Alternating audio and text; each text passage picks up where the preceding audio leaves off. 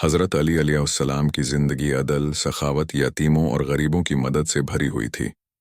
آپ نہ صرف اسلامی حکومت کے حکمران تھے، بلکہ ایک شفیق، باپ، عادل قاضی اور اللہ کے سب سے برگزیدہ بندوں میں سے ایک تھے۔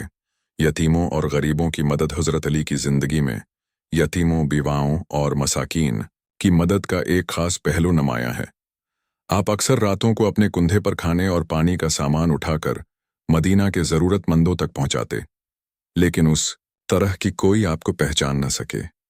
آپ کے بعد جب لوگوں نے آپ کے دستے مبارک پر موجود نشانات دیکھے تو معلوم ہوا کہ آپ راتوں کو غریبوں کے گھروں میں کھانا پہنچاتے رہے۔ آپ نے فرمایا، اگر فقر و فاقہ ایک شکل اختیار کر لیتا تو میں اسے قتل کر دیتا۔ نہج البلاغہ۔ یہ جملہ اس بات کی علامت ہے کہ آپ غربت اور محرومی کو ایک سماجی مسئلہ سمجھتے تھے اور اس کے خاتمے کے لیے عملی اقدامات کرتے رہے۔ حق و باطل کی پہچان۔ حضرت علی ہمیشہ حق کے ساتھ رہے، چاہے حالات جیسے بھی ہوں۔ ان کی خلافت کے دوران 3 بڑے معرکے، جنگ جمل، جنگ صفین اور جنگ نہروان پیش آئے، جہاں آپ کا مقابلہ ان لوگوں سے تھا جو طاقت، اقتدار یا ذاتی مفاد کے لیے اسلام کی اصل روح کو نقصان پہنچا رہے تھے۔ جنگ جمل، حضرت عائشہ، طلحہ اور زبیر کے ساتھ۔ حضرت علی نے کئی بار طلحہ اور زبیر کو یاد دلایا کہ وہ خود رسول اللہ سے آپ کی خلافت کے حق میں احادیث سن چکے ہیں، لیکن دنیاوی مفادات نے انہیں بغاوت پر مجبور کیا۔ آپ نے جنگ سے پہلے کئی مرتبہ اصلاح کی کوشش کی، لیکن جب جنگ ناگزیر ہو گئی تو آپ نے حق کے لیے جنگ کی اور فتح حاصل کی۔ جنگ صفین، معاویہ کے ساتھ۔ معاویہ نے حکومت اور دنیاوی طاقت کے لیے حق کے خلاف بغاوت کی۔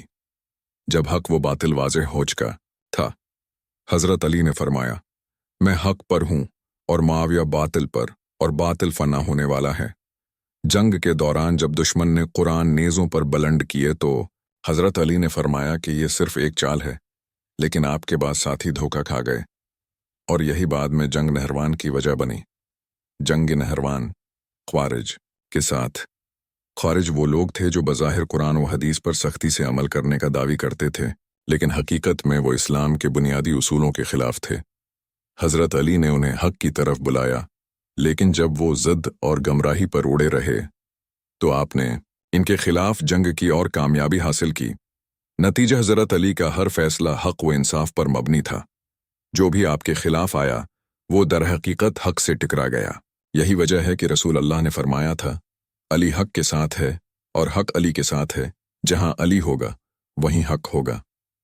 سنن ترمذی۔ آپ کی زندگی عدل، علم، سخاوت اور قربانی کا ایک بے مثال نمونہ ہے، اور آج بھی ہر مظلوم کے لیے مشعل راہ ہے۔